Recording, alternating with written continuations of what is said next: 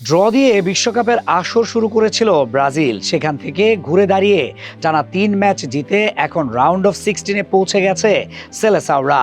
শিরোপা জয়ের জন্য যত বড় বাধা আসবে সামনে, হয়তো সবচেয়ে বড় বাধা অপেক্ষা করবে রাউন্ড অফ 16-এ। কেন জানেন? যদি কোনোভাবে জিতেই যায় নরওয়ে, তবে ব্রাজিলের জন্য এটাই হবে সবচেয়ে বড় ভয়। নেইমারের অবস্থান এখন পুরোপুরি বেঞ্চে।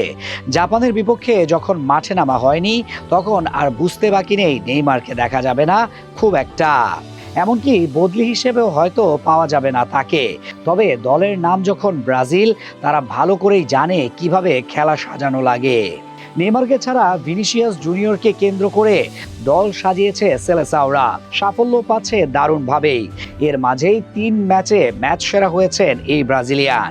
এদিকে যে কাসেমিরো দল থেকেই বাদ পড়ে গিয়েছিলেন, সেই কাসেমিরো শুধু ফিরেই আসেননি, পাশাপাশি গুরুত্বপূর্ণ লড়াইয়ে হয়েছেন ম্যাচ সেরা।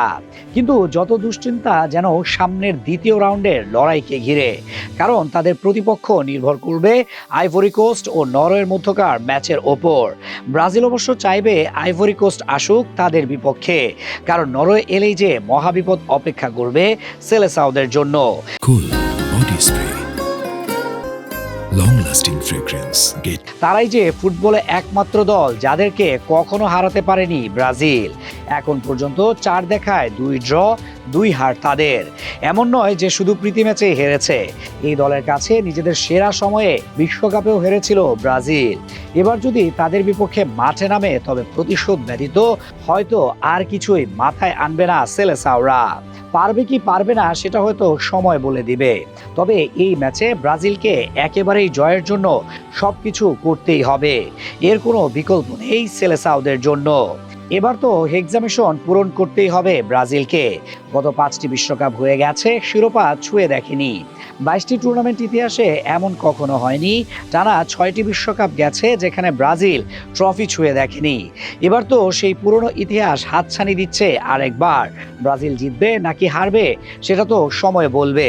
তবে এখন যে পরিমাণ শক্তিশালী হিসেবে নিজেকে প্রতিষ্ঠা করেছে তারা, তাতে এখন শিরোপা জয়ের দাবিদার নিজেদের ভাবতেই পারে। যদিও সবচেয়ে বড় বাধা হবে এই নরওয়ে।